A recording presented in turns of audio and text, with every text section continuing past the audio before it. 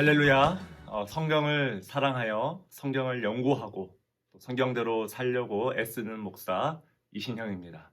자, 이제 여러분 마가복음 큐티가 드디어 끝이 났습니다. 여러분 마가복음 정복에 다들 성공하셨나요? 제가 지난 영상에서 마가복음 11장부터 16장까지 성경 필사 챌린지 함께 하자고 제가 제안 드렸는데 다들 과연 몇 분이나 성공하셨을지 제가 기대가 됩니다. 고난주간 우리가 매일 함께 나눈 그 말씀을 통해서 또 부활절 예배를 통해서 여러분 많은 은혜 받으셨죠? 이제 우리가 그 받은 또 주신 은혜를 가지고 우리에게 주어진 이 하루하루 그 일상을 믿음으로 살아낼 수 있길 간절히 축복합니다. 자, 이번 강의는 에스겔 큐티 어떻게 할 것인가. 자, 여러분 이제 내일이죠. 4월 13일부터 4월 마지막 날까지 우리는 에스겔 33장부터 그 마지막 장인 48장까지 매일매일 주어진 본문에 따라서 큐티를 해갈 예정입니다. 따라서 이 에스겔 말씀을 전체적으로 우리가 함께 살펴봄으로써 여러분이 스스로 큐티를 잘 하실 수 있도록 돕는 것이 바로 이 강의의 전체적인 목표가 되겠습니다. 자, 먼저 이 에스겔서의 전체적인 서론을 우리가 잠시만 살펴볼게요. 여러분, 이 에스겔 선지자 하면 여러분은 어떤 것이 가장 먼저 떠오르십니까? 구약에 등장하는 이 선지자들의 삶을 우리가 쭉 한번 살펴보면요. 사실 나도 저렇게 한번 살아보고 싶다. 너무 부럽다. 여러분 사실 이런 말을 들을 만한 선지자는 단 한 명도 없을 거예요. 에스겔도 마찬가지예요. 선지자로서 그가 경험했던 고통은 이루 말로 다 할 수 없을 정도였다는 거죠. 여러분 하나님의 말씀에 따라서 무려 7년, 몇 년요? 7년, 7개월이 아니고 7년 동안 벙어리로 살았습니다. 혀가 입천정에 붙어서 말을 할 수가 없었다는 거예요. 여러분 참 이상하죠? 이 하나님의 말씀을 대언하는 자로 부르셨는데, 말씀 선포자로 부르셨는데 말을 못하게 하시다니. 여러분 그뿐입니까? 1년 이상 꽁꽁 묶인 채 갈증과 이 배고픔에 시달려야 했어요. 또 이 사랑하는 아내의 갑작스런 그 죽음 앞에서도 에스겔은 하나님의 명령에 따라 이 슬픔과 아픔을 묻어둔 채 마치 아무 일도 없었던 것처럼 무관심한 모습을 보여야 했습니다. 여러분 그래서 뭡니까? 훗날에 어떤 사람들은 그가 정신적인 질환을 앓은 게 아니냐 그렇게 평가하기도 했다는 거죠. 에스겔, 여러분 이 에스겔이라는 이름의 뜻이 여러분 무엇인지 아십니까? 바로 하나님께서 강하게 하시다. 여러분 믿으십니까? 하나님께서 강하게 하시다. 여러분 이 강하게 하시다라는 이 말이 히브리어 동사로 바로 하작라는 동사입니다. 하나님께서 여호수아에게 말씀하셨죠. 강하고 담대하라. 바로 이 하작예요. 하작. 여러분 우리가 그리고 잘 아는 대로 이 유대인들의 이름에는 하나님을 가리키는 뒤에 이 L자를 잘 붙이는 그런 습관들이 있죠. 그래서 하작, 이 빨간 글씨에 하작 다음에 L이 붙어서 하자켈 이렇게 되는데 특별히 여기에다가 히브리어 동사에 미완료 접두어인 이를 붙여서 이즈키엘 이렇게 에스겔이 되는 거죠. 그래서 하나님께서 강하게 하시다. 하나님께서 강하게 하시기를 그런 의미의 뜻을 담고 있는 이름이 바로 이 에스겔입니다. 그래서 여러분 에스겔은 정말 이 자기 이름처럼 오직 하나님만이 이 강하게 하신다는 사실을 매우 극단적인 삶으로 그 당시의 포로민들에게 전했던 선지자였다는 거예요. 여러분 이 에스겔이라는 이름은 우리 모든 그리스도인들의 이름이 되어야 되는 줄 믿습니다. 여러분 다른 그 어떤 것에서 강하게 함을 얻는 것이 아니라 오직 하나님으로부터 하나님께서 강하게 하시는 여러분 귀한 성도님들 되시길 주의 이름으로 축복합니다. 자, 그러면 이제 여러분 구체적인 그 시대의 연도를 우리가 쭉 따라가면서 한번 정리하며 배경을 한번 살펴봅시다. 여러분 에스겔은 주전 622년에 출생하게 됩니다. 지금으로부터 약 2800년 혹은 2900년 전에 태어난 그런 인물이죠. 특히 여러분 이 에스겔은 제사장 가문의 아들로 태어납니다. 묘하게도 이 부시 대통령과 이름이 같은 제사장 부시의 아들로 태어났어요. 여러분 이 당시는요, 제사장 직분은 세습을 통해서 후손으로 계승이 되었죠. 그러니까 당연히 에스겔도 뭡니까? 이제 제사장이 될 날만을 손꼽아 기다리며 평생 내가 성전에서 그 일을 위해서 헌신해야겠다. 그렇게 다짐을 하면서 자랐을 거예요. 자, 그런데 주전 605년 자신이 17살 되던 해에 심상치 않은 일이 벌어지기 시작합니다. 자, 그만 바벨론에 이 남유다가 침략당해서 왕과 많은 귀족들이 여호야김 왕과 많은 귀족들이 1차 포로로 끌려가는 사태가 벌어지죠. 그리고 이때 끌려간 유명한 성경의 인물이 누군지 아십니까? 바로 다니엘과 세 친구들. 말하자면 에스겔의 포로 선배들이 되겠죠. 어쨌든 아직까지는 이 에스겔은 예루살렘에 남아서 제사장이 되겠다는 자신의 꿈을 이룰 수 있으리라 생각을 했어요. 이제 30살이 되면, 이 당시에는 30살이 되면 제사장으로 임명이 되고 보통 20살부터는 제사장 수업을 이제 후보생으로 받곤 했어요. 자, 그렇게 모든 것이 이제 계획대로 이루어지고 있다고 생각했던 어느 날 에스겔이 25살 되던 때의 일입니다. 바벨론이 재차 침략당하게 되고 바로 이때 주전 597년에 에스겔은 이제 2차 포로로 드디어 바벨론으로 끌려가게 됩니다. 이제 5년만 버티면 제사장이 될 수 있는데 자신이 평생 꿈꿔왔던 모든 계획과 꿈이 순식간에 무너지게 된 거죠. 자신은 예루살렘에 남아서 제사장이 되어야 되는데 이제 자신의 의지와는 아무런 상관없이 하나님이 머나먼 이방 땅으로 강제 이동시킴을 당하고 말았다는 거예요. 거룩과는 아무 상관이 없는 이방 땅으로 가게 된 거죠. 여러분 평생의 계획과 꿈이 무너진 그 에스겔의 심정을 한번 생각해 보십시오. 어르신들이 보통 그런 말씀 하시죠. 내 인생에 내 계획대로 된 것이 하나도 없더라.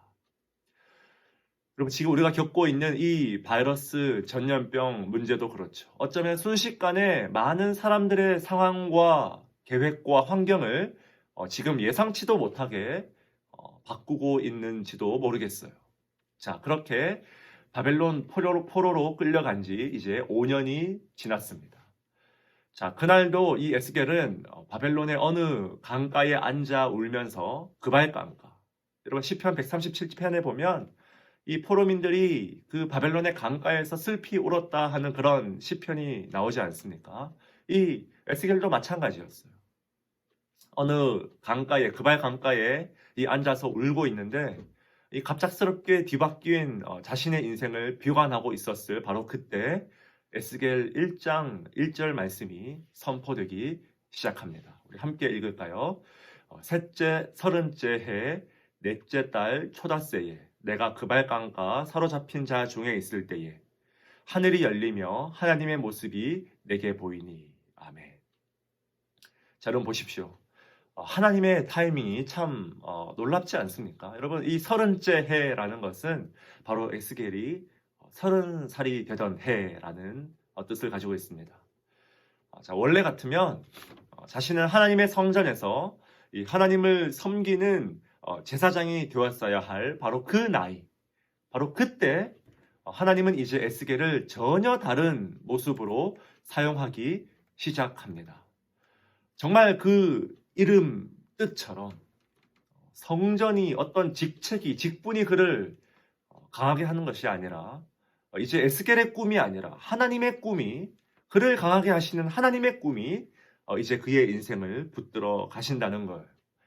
하늘이 열리며 하나님의 모습이 보였다. 여러분, 신약 성경에서는 이 하늘이 아주 가끔씩 열리는 장면이 나오죠. 대표적으로 이 예수님이 세례 받으시는 장면에서 하늘이 열렸죠. 자, 그런데 놀랍게도 여러분 구약 성경에서는 이 하늘이 열린 이 사건이 유일하게 딱 한 번 등장하는데 그것이 바로 이 에스겔 1장 1절 말씀이라는 사실입니다. 에스겔을 포함한 여러분 실패와 좌절과 낙심 가운데 있는 수많은 이 바벨론의 포로민들에게 이 하나님은 하늘을 여시고 그들 가운데 임재하셨다는 거예요. 굉장히 놀라운 말씀이죠. 자, 여러분 이렇게 이제 이 에스겔의 새로운 인생이 아니 그를 통한 이 놀라운 하나님의 비전이 이제 시작이 되는 거예요. 자, 여러분 다른 선지서들과는 달리 이 에스겔서는요, 그 구조가 굉장히 비교적 심플해요. 아주 뚜렷하게 이 세 부분으로 우리가 나눌 수 있습니다. 1장부터 24장까지 첫 단락은 바로 유다를 향한 심판 메시지를 담고 있습니다. 그리고 25장과 32장까지는 유다 나라 주변의 이 열방을 향한 심판의 예언들이 담겨져 있고요. 그리고 마지막 지금 우리가 큐티를 통해서 살펴볼 이 33장과 48장은 특별히 이 하나님의 구원, 하나님이 어떻게 이 유다와 하나님 나라를 회복시킬 것인가, 이 회복에 관한 이야기를 다루고 있습니다. 여러분, 이 첫 단락에서 이 하나님은 유다의 죄악들을 철저하게 까발리고 그들을 징계하시죠. 그래서 이 징계하시는 하나님, 때리시는 하나님, 이 채찍을 드시는 이 하나님의 이름이 등장하는데 그 이름이 바로 여호와 마케입니다. 한번 따라해 보실까요? 여호와 마케. 히브리어로 여호와 마케예요.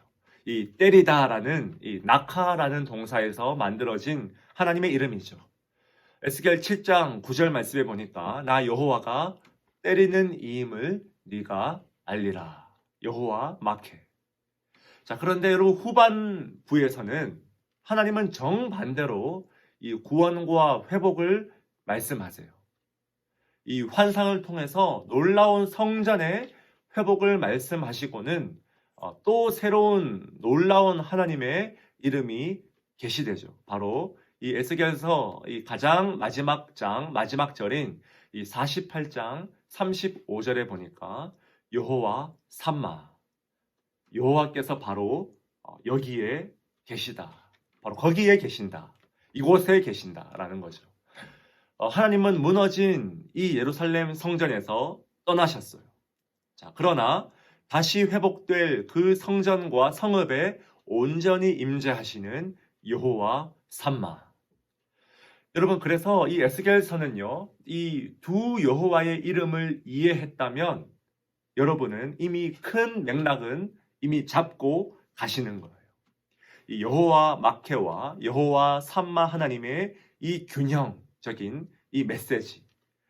왜 하나님은 이스라엘 백성과 그들의 옛 성전을 여호와 마케의 하나님 되셔서 징계하시고 심판하셨는가? 그런가 하면 왜 하나님은 새로운 성전에 여호와 삼마로 임재하셔서 그들을 회복시키시고 구원하시는가? 여호와 마케, 여호와 삼마. 이 하나님의 계시가 이 에스겔서 전체를 끌고 가는 가장 중요한 두 가지 균형적인 축이 된다는 것입니다. 자, 그렇다면 이제 조금 더 자세하게 우리가 큐티를 통해서 다룰 본문이죠. 하나님의 구원을 예언하는 이 에스겔 33장부터 48장까지의 이 이야기를 한번 다루어 보겠습니다. 여러분, 이 에스겔은 이 단락에서 회복을 굉장히 강조해요. 회복. 여러분, 지금 우리도 이 회복을 꿈꾸면서 계속 기도하고 있지 않습니까? 예배의 회복, 다 함께 모여서 드리는 이 예배의 회복, 가정의 회복, 건강의 회복, 교회의 회복, 만남의 회복, 학교의 회복, 다양한 사회 시스템의 회복.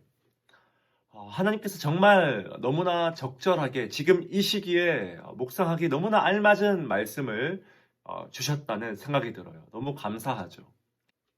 자, 한 장씩 우리가 그 내용을 한번 전체적으로 한번 짚고 넘어가 볼까요? 33장 파수꾼 에스겔에 대한 말씀으로서 이 선지자의 회복을 다루고 있습니다.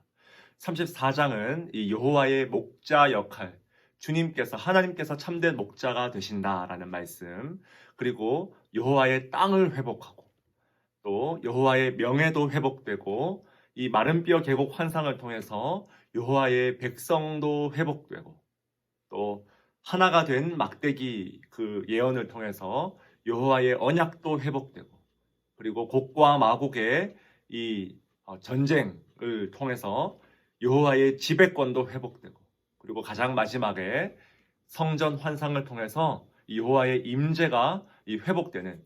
그래서 여러분 전체 이 지금 33장부터 48장까지는 회복이라는 키워드를 여러분 늘 염두에 두시고 싸매시고 다시 한번 일으키시는 하나님의 그 마음을 여러분 발견하시면서 묵상을 하시면 되겠습니다. 자, 그렇다면 먼저 우리 33장으로 한번 가볼까요? 여러분 33장은 이 예루살렘의 멸망의 소식이 포로들에게 도착하는 것으로 그 문을 열고 있습니다.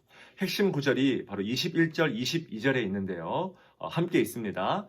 우리가 사로잡힌 지 12째 해, 10째 달, 5째 날에 예루살렘에서부터 도망하여 온 자가 내게 나와 말하기를 그 성이 함락되었다 하였는데 그 도망한 자가 내게 나오기 전날 저녁에 여호와의 손이 내게 임하여 내 입을 여시더니 다음 아침 그 사람이 내게 나올 그때에 내 입이 열리기로 내가 다시는 잠잠하지 아니하였노라. 아멘. 자, 여러분 보십시오.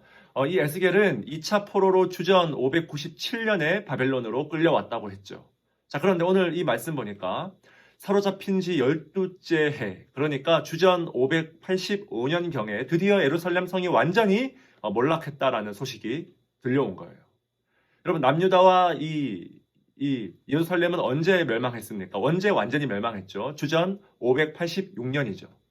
그런데 585년에 이 소식이 들려왔다라는 거예요. 당연히 이 당시에는 긴급 뉴스가 전달되는 데에 그 먼 거리기 때문에 한 1년 정도 직접 달려와서 전해야 됐기 때문에 1년 정도의 시간이 충분히 걸렸겠죠.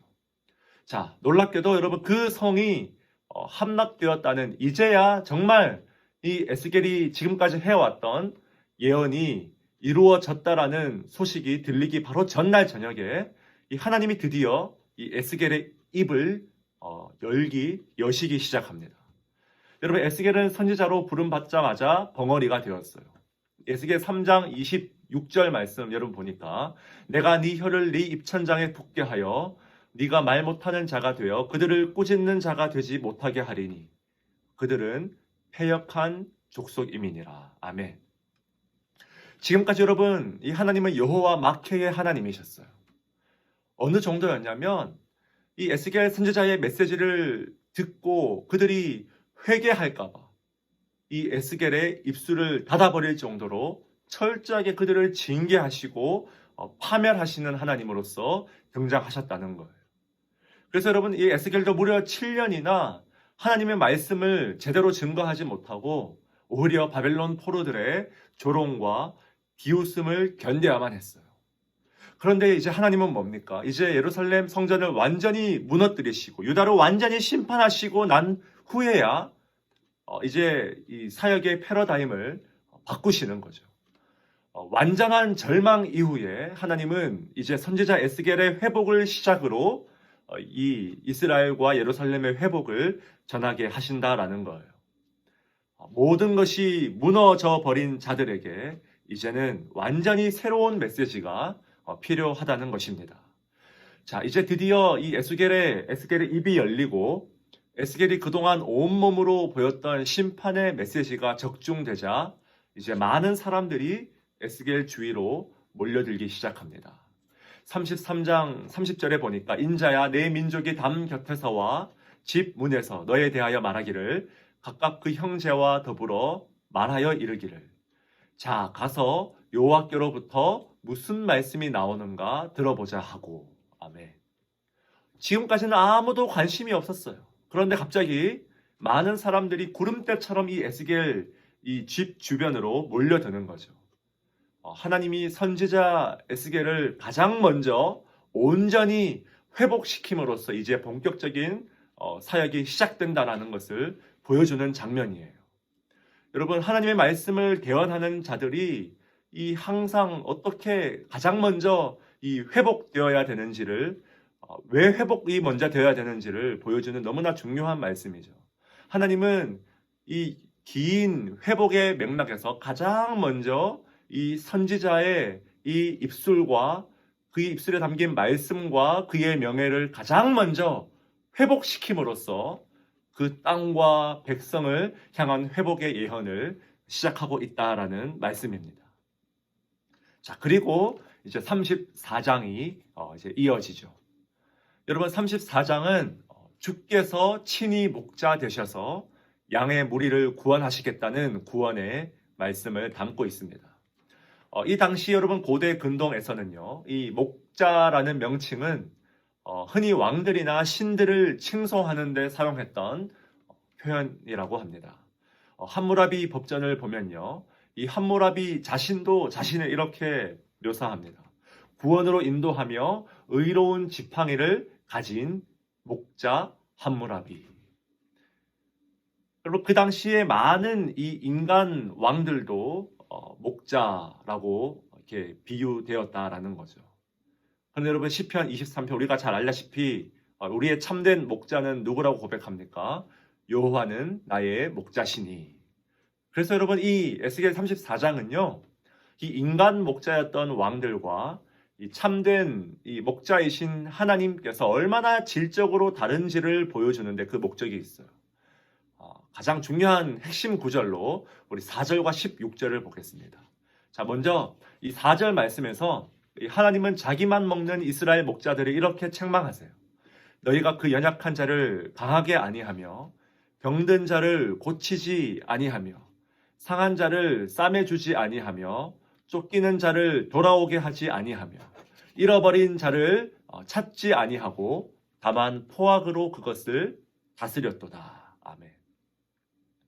자, 이게 바로 인간 목자들의 비참한 그런 모습이라는 거죠. 여러분, 반대로 참된 목자 16절에서 참된 목자의 모습은 이렇게 약속하십니다. 그 잃어버린 자를 내가 찾으며 쫓기는 자를 내가 돌아오게 하며 상한 자를 내가 싸매주며 병든 자를 내가 강하게 하려니와 살진 자와 강한 자는 내가 없애고 정의대로 그것들을 먹이리라. 아멘. 정반대죠. 같은 언어와 표현을 완전히 뒤집어서 지금 사용하고 있다는 것입니다. 여러분, 바로 이분이 누구십니까? 요한복음 10장에 나는 선한 목자라, 우리 영원한 목자 되신 예수 그리스도를 예언하고 가리키는 지시하는 그런 말씀 본문이라는 거죠. 특별히 요한계시록 7장 17절에 보면 이런 말씀이 있습니다. 이는 보좌 가운데에 계신 어린 양이 그들의 목자가 되사 생명수 샘으로 인도하시고 하나님께서 그들의 눈에서 모든 눈물을 씻어 주실 것임이라. 아멘. 이 말씀에서 여러분을 강하게 하시는 참된 위로 누리시는 성도님들 되시길 간절히 바랍니다. 자, 그 다음 이 35장과 이 36장에서는요, 두 산에 대한 이야기가 등장합니다. 이 에돔 지역의 중심이었던 이 세일산과 한편 이 이스라엘 산을 나란히 비교하는 그런 이야기가 등장하는 거예요. 이 어둠과 빛이 여러분 대조를 이루는 한 쌍이듯이 이 단락도 마찬가지예요. 우리가 알다시피 여러분, 에돔은 어떤 자의 후손입니까? 야곱의 형이었던 이 에서의 후손들이었죠. 이 당시에 이 에돔은 강대국이었는데, 그런데 이 에돔은 늘 이 이스라엘 땅에 대한 욕심을 부렸어요. 여러분, 35장 5절에 보면 네가 옛날부터 한을 품고라고 되어 있죠. 지금 다 자세히 살펴볼 수는 없지만 역사적으로 늘 한을 품고 이 이스라엘이 약한 때에 그들을 괴롭힌 민족이 바로 이 에돔이었다는 거예요. 이 하나님은 현재 이 이스라엘 이 유다 땅과는 비교할 수 없는 강대국인 이 강대국 중 하나인 에돔의 심판을 예언하시고 나란히 대조적으로 이스라엘 산으로 대표되는 그 이스라엘 땅의 회복을 36장에서 선포하시는 거예요. 여러분, 이 땅의 회복이 왜 중요한가 하니까요. 여러분, 고대 근동의 이 역사를 우리가 쭉 한번 살펴보면 이때까지 그 어느 백성도 여러분 자기 이 나라를 잃었다가 수십 년 후에 다시 찾은 사례가 단 한 번도 없다는 거예요. 한 번도 없었어요. 그러니까 뭡니까? 이 에스겔의 청중들은 이 땅을 향한 이 하나님의 회복 약속을 도저히 믿을 수가 없다는 거죠. 그래서 여러분 곧바로 이어지는 이 회복의 내용이 뭡니까? 바로 여호와의 이 명예가 회복되는 그런 단락이에요. 더럽혀지고 이 짓밟혀진 하나님의 명예를 이제 회복시키겠다는 거죠. 그런데 여러분 중요한 게 뭡니까? 여호와의 명예는 어떻게 회복됩니까? 하나님의 이름은 어떻게 회복됩니까? 바로 여러분 중요합니다. 여호와의 명예는 바로 이스라엘의 정결을 통해서 회복된다라는 거예요. 여러분 이게 굉장히 중요한 신학적인 원리라는 것입니다. 여러분 이 여러 나라에서 더럽혀진 그 거룩한 하나님의 이름, 명예를 회복시키는 수단이 무엇인가? 바로 새롭게 정결해진 이스라엘 백성들을 통해서. 여러분 믿으십니까? 그래서 너무나 중요한 말씀이 이어서 선포되죠. 36장 26절 27절 보니까 이렇게 말씀합니다. 또 새 영을 너희 속에 두고 새 마음을 너희에게 주되 너희 육신에서 굳은 마음을 제거하고 부드러운 마음을 줄 것이며 또 내 영을 너희 속에 두어 너희로 내 율례를 행하게 하리니 너희가 내 규례를 지켜 행하라. 아멘. 우리가 너무나 잘 아는 새 언약의 말씀이죠. 그런데 여러분 이것이 어느 맥락에서 나오는지 여러분 주의 깊게 보셔야 된다는 거예요. 하나님의 영, 즉 성령을 통해서 새로운 심장 이식 수술이 지금 진행되고 있어요. 굳은 이 하트를 부드러운 마음으로 이 바꾸는 대영적인 이 수술을 통해서 정결해진 백성들을 통해서 하나님께서 명예를 짓밟혀진 명예를 회복시키겠다는 거예요. 여러분 저와 여러분이 너무나 새겨들어야 할 말씀이죠. 이 땅에 여러분 교회가 왜 거룩해야 됩니까? 이 땅에 그리스도인들이 왜 구별된 삶을 살아야 됩니까? 하나님께서 왜 이렇게 거룩한 구별된 이 삶을 자꾸만 강조하십니까? 여러분 이 땅에 하나님의 명예가 회복될 수 있는 가장 빠른 길이자 유일한 길이 된다라는 사실입니다. 신학적으로 여러분 이것이 너무나 긴밀하게 연결되어 있다라는 거예요. 자, 그래서 여러분 37장에 가보시면 이 심장 이식 수술이 이제 더 큰 차원의 놀라운 환상으로 이제 에스겔에게 보여지는 거예요. 바로 우리가 너무나 잘 알고 있는 마른 뼈 환상이죠. 하나님의 백성들이 놀랍게 회복되는 그 예언의 말씀을 다루고 있습니다. 여러분 하나님이 에스겔에게 질문하십니다. 여러분 마치 이 그림과 같겠죠. 너무나 끔찍한 보기 싫은 그런 그림이죠. 인자야 이 뼈들이 능히 살 수 있겠느냐. 냄새나고 비참하고 흉악한 여러분 그 어느 누가 지금 이 공간에 있고 싶겠습니까? 한시라도 빨리 떠나고 싶은 자리 아닙니까? 그런데 하나님은 이 냄새나고 추악하고 더러운 저와 여러분의 모습 가운데 늘 함께 계신다라는 거예요. 아무런 소망이 보이지 않는 이런 상황. 그러나 여러분 에스겔의 이름 뜻이 뭐라고요? 하나님이 강하게 하신다. 믿으십니까? 하나님이 강하게 하시면 이 비참한 마른 뼈가 냄새나는 이 현장이 바로 큰 군대가 될 수 있다라는 거예요. 14절에 내가 반드시 이 군대를 고국 땅에 두겠다. 아멘. 자, 그리고 이 하나님은 이 새로워진 백성들과 이제 새로운 언약을 맺는 거예요. 37장 26절 말씀 보니까 내가 그들과 화평의 언약을 세워서 영원한 언약이 되게 하고. 아멘. 영원한 언약. 이제 다시는 새로워질 것이 없는 영원한 언약입니다. 세상의 그 무엇도 파기할 수 없는 영원한 언약을 이 하나님과 이 백성들 사이에 세우겠다라는 거예요. 자, 이제 여러분 보십시오. 이제 마지막 하나님의 백성들이 다 회복되었어요.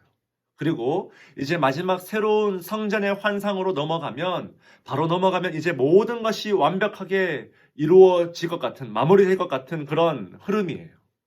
40장부터 48장까지 이어지는 긴 성전의 환상.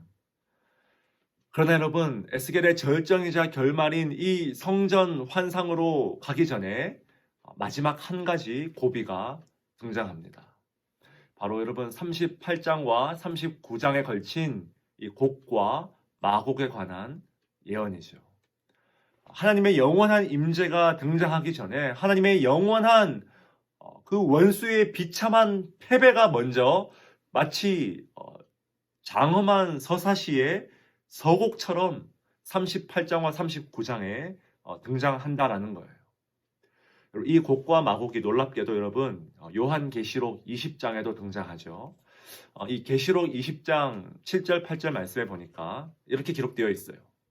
천년이 참에 사탄이 그 옥에서 놓여 나와서 땅의 사방 백성 곧 곡과 마곡을 미혹하고 모아 싸움을 붙이리니 그 수가 바다의 모래 같으리라. 아멘.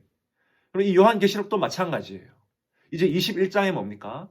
하늘로부터 내려오는 영원한 새 예루살렘 성읍, 그 여러분 그림과 놀라운 하나님의 임재가 있기 전에 이 악한 세력들의 최후 발악의 공격을 예고하고 있듯이 지금 이 에스겔과 요한계시록이 보여주는 종말론적인 그림이 굉장히 지금 유사하다라는 거죠.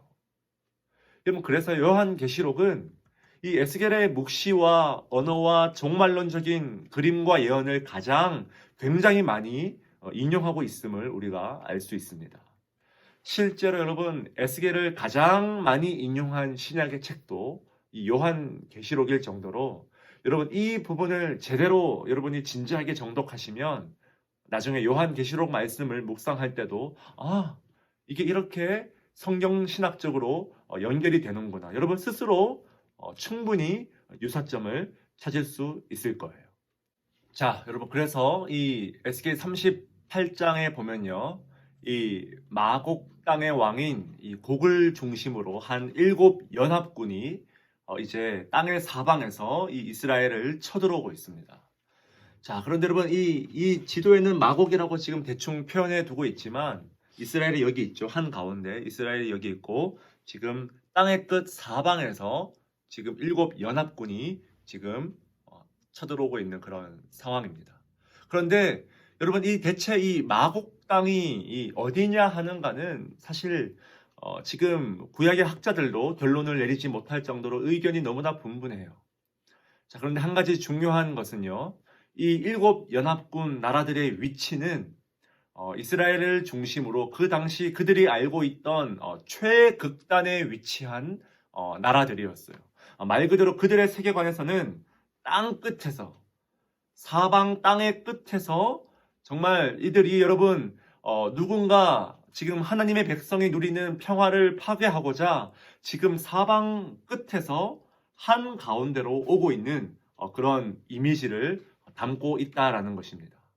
그래서 여러분 이 교회의 역사는요 참 재밌는 것이 여러분 38장 39장을 직접 한번 읽어보십시오. 너무나 이 흥미진진한 마치 전쟁의 그런 이야기를 재미있는 그 전쟁 스토리를 보듯이 굉장히 흥미진진한 그런 이야기인데 이 교회 역사는 이 마곡과 곡에 대한 이야기를 시대에 따라서 아주 다양한 방식으로 해석해 왔어요. 4세기에는 이 마곡이 아마 고트족일 것이다. 또한 이 아랍의 군대가 기세등등하게 이 위력을 펼치던 7세기, 8세기 시절에는 교회를 위협했던 그 당시 아랍의 군대야말로 참 이 곡과 마곡일 것이다. 또한 13세기에는 몽골 유목 민족이 그 기마 민족이 바로 이 곡과 마곡일 것이다. 17세기에는 로마 황제, 19세기에는 러시아, 1차 세계대전 때는 바로 독일, 아주 다양했어요. 자, 그러나 여러분 좀 전에 제가 강조했듯이 이 곡과 마곡은 요한계시록 20장에도 그대로 쓰였기 때문에 종말론적인 그림으로 해석하는 것이 가장 성경적입니다. 결국 이 본문이 말하고자 하는 것은 이 마곡이 구체적으로 어디냐 하는 것이 중요한 것이 아니라 여러분 이 본문은 모든 성도들을 향한 용기와 소망의 메시지죠. 악한 세력들이 하나님 나라의 적대자들이 무엇을 하든 간에 어떤 발악을 하든 간에 그것이 우리에게 얼마나 큰 위협이 되고 정말 실제로 많은 피해를 주든 간에 하나님의 목적과 승리는 확고하다는 것입니다. 믿으십니까? 여러분 철저하게 여호와께서 이 모든 상황을 지배하고 계시다라는 거예요. 38장 4절에 보면 이들의 공격성을 부추기는 것도 하나님이세요. 너를 돌이켜 갈고리로 내 아가리를 꿰고 여러분 굉장히 공격적인 언어죠. 이들이 무지막지해 보이는 공격성과 폭력성 또한 전적으로 하나님의 주권 아래에 놓여 있다는 것을 보여주는 거예요. 자, 이렇게 하나님 나라 백성의 원수들이 궁극적으로 패배한 모습을 보여준 후에 이제 드디어 우리는 꽤나 긴 본문이죠. 40장부터 48장까지 성전에서 하나님의 영광이 돌아오는 장면을 마주하게 됩니다. 여러분 이 환상이 언제 에스겔에게 주어졌습니까? 40장 1절 말씀 보니까 우리가 사로잡힌 지 25째 해. 여러분 이 에스겔서는 참 감사하게도 비교적 연도가 굉장히 정확해요. 이 말씀도 보면 25년이 지난 시간 포로된 지 여러분 왜 하필이면 25년에 하나님은 이런 환상을 허락하셨을까요? 정확히 25년은 여러분 뭐의 절반입니까? 50년의 절반이 흐른 시간이죠. 여러분 50년은 유대인들에게는 굉장히 특별한 시간이죠. 우리가 유대인 절기상 이를 뭐라고 부릅니까? 바로 희년이라고 부르죠.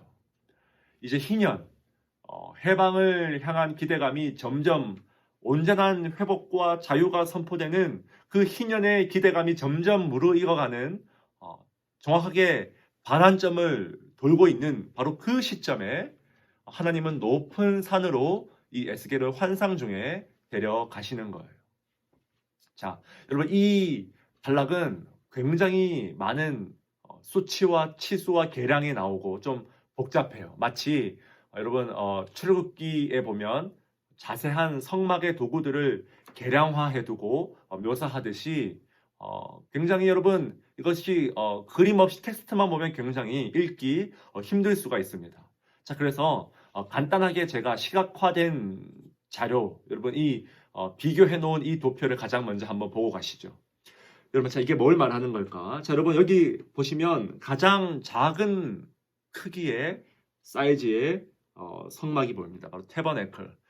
광야에서 이스라엘 백성들의 중심이 되었던 제단의 중심이 되었던 바로 성막의 크기가 바로 이 정도였다는 거예요. 이 정도. 보이시죠? 자, 그리고 자, 솔로몬 시대에 지었던 솔로몬 성전이 예루살렘 성전이 바로 이 정도의 사이즈였습니다. 바로 이것이 무너져서 지금 에스겔이 1장 1절에서 울고 있었죠. 예루살렘 성전. 자, 그리고 여러분 이 사이즈가 지금 비교해 보시도록 이 사이즈가 뭐냐면 바로 이 아메리칸 풋볼 스테디움 경기장 규모가 바로 이 정도 된다고 합니다. 저도 아직 이 풋볼 경기장을 한 번도 실제로 가본 적이 없어서 잘 모르지만 어쨌든 여러분 대충 이 TV 화면에 보시면 사이즈가 짐작이 되죠.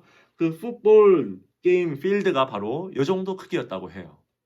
그리고 이게 뭐냐면 바로 헤롯 성전입니다. 헤롯 성전. 헤롯 시대에 지어졌던 헤롯 성전. 바로 여러분 우리가 이전에 큐티했던 마가복음 13장에 제자들이 이렇게 말하죠. 예수님 보십시오. 이 성전이 얼마나 화려합니까? 그죠? 지금 예수님의 눈치도 없이 지금 제자들이 그렇게 얘기했던 바로 그 성전의 크기, 예루살렘 성전과는 비교도 안 되는 굉장히 화려한 엄청나게 큰 크기죠. 자, 그런데 지금 제가 말하고 싶은 여러분 지금 이 거대한 정사각형 모양의 이 성전이 뭐냐? 바로 이것이 에스겔 40장부터 등장하는 에스겔이 본 환상 속에 등장하는 성전의 크기라는 것입니다. 굉장히 크죠. 여러분 이 당시에 이 정도 크기, 여러분 이 풋볼 경기장의 뭐 한 10배 정도 되는 크기인데 여러분 이 당시의 시대적 상황을 고려해 봤을 때 이 정도의 성전의 크기는 뭐 말로 다 할 수 없을 정도의 크기였다라는 거예요. 여러분 새로운 나라에 대한 놀라운 하나님의 영광이 우리를 이렇게 기다리고 있다라는 것입니다. 굉장히 놀라운 크기죠. 여러분 물론 이것은 다시 귀환한 이스라엘 백성들이 이 스룹바벨 성전을 지었을 때로 그 크기가 너무 초라해서 장로들이 뭐 울었다라는 그런 내용이 느헤미야에 나오지 않습니까? 이 솔로몬 성전과 비교해봐도 초라할 정도였으니까 이것이 여러분 그 성전의 크기는 아니고 이것은 확실히 미래에 완성될 종말론적인 그림의 성전임에 틀림이 없어요. 자, 그런데 우리는 이걸 보셔야 돼요. 이 성전을 통해서 하나님이 진짜 말하고자 하시는 것이 무엇일까? 여러분, 자, 이 성전으로 뭡니까? 하나님의 놀라운 영광이 다시 들어오게 됩니다. 자, 이 수치의 계량화가 끝난 후에 에스겔 43장 1절 2절 말씀에 이렇게 기록되어 있어요. 그 후에 그가 나를 데리고 문에 이르니 그 동쪽을 향한 문이라. 이스라엘 하나님의 영광이 동쪽에서부터 오는데 하나님의 음성이 많은 물소리 같고 땅은 그 영광으로 말미암아 빛나니. 아멘.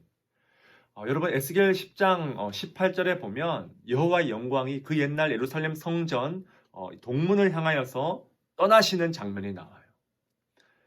결국 떠나셨지만 여러분 그럼에도 불구하고 그 에스겔 10장에서 여호와는 뭔가 주저하시면서 내키지 않는 듯이 떠나세요. 그런데 여러분 지금 다시 돌아올 때는 뭡니까? 아주 직선적으로 단숨에 단번에 기쁜 마음으로 다시 돌아오시는 여호와 영광이 돌아오시는 그런 장면을 우리가 목격해 볼 수 있습니다. 여러분 더 자세히 이 에스겔이 본 성전의 이 구절을 보면요, 여러분도 이 그림과 함께 꼭 말씀을 한번 읽어보세요. 제가 이렇게 성전의 도면을 이렇게 강의 안에 넣어놨고요. 그리고 그 다음 페이지에 각각 알파벳이 무엇을 가리키는 건지 제가 다 강의 안에 자세하게 기록해 두었습니다. 여러분 꼭 프린트 하셔서 성경을 읽으실 때 그냥 이 성경 텍스트만 보면 여러분 굉장히 이해하기 힘듭니다. 그래서 이 그림을 함께 보시면서 여러분이 참고하시면 이 성전의 전체적인 구조를 이해하시는데 여러분 큰 도움이 되실 거예요. 가장 먼저 성경은 이 예루살렘 성전의 이 큰 사방의 경계선 담을 묘사합니다. 거룩한 경계선이죠. 이 성전의 모든 주제는 거룩이에요. 거룩.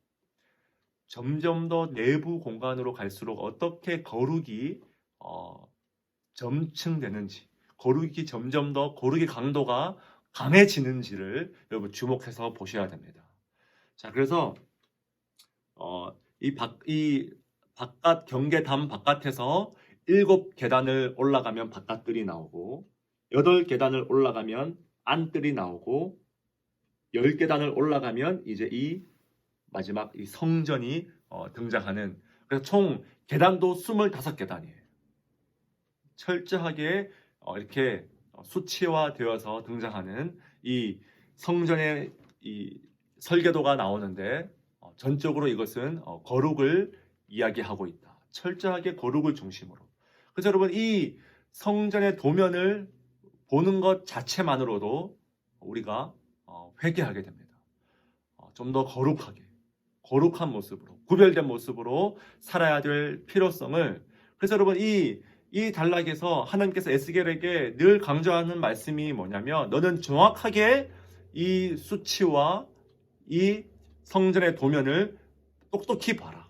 그리고 그대로 백성들에게 알려줘라.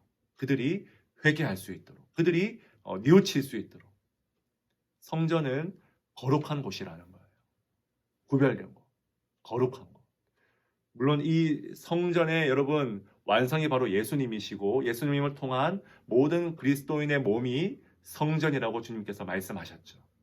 그래서 여러분 이 단락을 읽으면 그리스도인으로서 우리가 어떻게 살아야 되는지에 대한 이 하나님의 청사진이 그대로 담겨 있는 그런 말씀이라는 것입니다. 자, 그렇게 에스겔 47장까지 여러분 가보면요, 바로 이 성전에서, 아까 우리가 봤던 이 성전에서 점점 뭐가 흘러나옵니까? 이제 물이 흘러나옵니다. 그리고 처음에는 성전에서 발목까지, 그리고 500m 더 가니까 어디까지요? 무릎까지. 그리고 그 다음에는 허리까지. 그리고는 마침내 건너지 못할 강이 되는 거죠. 그리고 이 강은 생명의 강이에요. 거룩한 성전으로부터 지금 강이 흘러나오는 거예요. 여러분 창세기 1장, 2장의 그림이 여러분 연상되지 않습니까? 거룩한 에덴 동산에 네 강, 비손, 기혼, 히데겔, 유브라데 네 강을 통해서 생명의 강이 흘러나오고 생명나무 과실들이 막 담겨있는 그런 에덴의 장면들. 이 에스겔 47장의 강도 마찬가지예요. 가는 곳마다 생명이 살아나요. 마치 요한계시록 22장처럼 성경의 가장 마지막과 가장 처음, 그리고 이 에스겔 47장이 동일한 이 하나님 나라의 회복을 그리고 있다라는 것입니다. 생명수의 강, 마치 여러분 죽은 바다로 알려졌던 사해도 살리는 이 놀라운 성전의 물, 이 에덴의 온전한 회복을 그리고 있는 그 그림이 바로 47장에 등장한다라는 것입니다. 그리고 또한 이 성전을 중심으로 정확하게 이 12지파의 땅을 분배하고 있습니다. 여러분 47장, 48장에 보시면 성전이 있었던 이 거룩한 땅을 중심으로, 구역을 중심으로 12지파가 북에서 남으로 아주 공평하게 땅을 분배하는 모습을 볼 수가 있습니다. 그래서 여러분 이 여호수아에서 우리가 땅의 분배를 시행했던 이 여호수아는 지리적 그 분배를 담고 있다면, 이 에스겔 47장, 48장은 신학적인 분배를 담고 있다. 여러분 그렇게 이해를 하시면 되겠습니다. 이스라엘 백성들뿐만 아니라 이방인들, 이 당시에 게르라고 불렸던 히브리어로 게르라고 불렸던 이 타국인들까지 다 함께 이 거룩한 나라에서 연합되는 그 모습과 그림을 우리에게 보여준다라는 거예요. 여러분 이 보시면 자로 잰 듯이 모두가 공평해요. 같아요. 동일해요. 굉장히 공평하게 분배되는 그런 모습을 우리가 볼 수 있습니다. 자, 그리고 우리 에스겔서의 가장 마지막 단락으로 이제 가볼까요? 정사각형 모양의 예루살렘 성이 이렇게 나오고요. 세 지파씩 북, 동, 서, 남, 세 지파씩 12지파가 각각의 문들, 방향을 지키고 있는 그런 모습을 우리가 볼 수가 있습니다. 그리고 마치 광야에서 여러분 성막을 이 중앙에 두고 사방으로 진을 쳤던 것처럼, 그러니까 여러분 철저하게 회복이에요. 하나님이 원래 가지고 계셨던 그 그림, 인간들의, 백성들의 죄악으로 말미암아 무너진 그림이 아니라 하나님이 애초에 태초부터 가지고 계셨던 그 온전한 그림이 더 아름다운 모습으로 회복되는 그런 이미지를 지금 계속 담고 있다라는 거예요. 그리고 마침내 이 성읍의 이름이 무엇입니까? 바로 여호와 삼마. 여러분 굉장히 아름다운 그림이지 않습니까? 이 마지막 이 예루살렘 성의 이름이 바로 여호와 삼마, 여호와께서 여기 계신다라는 이 선언으로 에스겔은 마무리되고 있다라는 것입니다.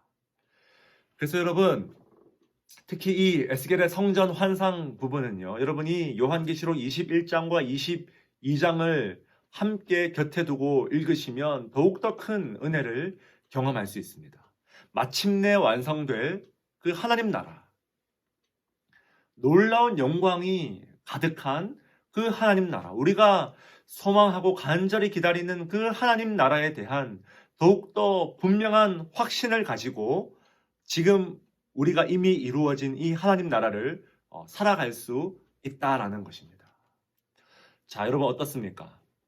에스겔서 여러분이 직접 이 한 구절 한 구절 읽으면서 하나님이 주시는 그 소망 가운데 여러분 확신을 얻고 싶지 않습니까?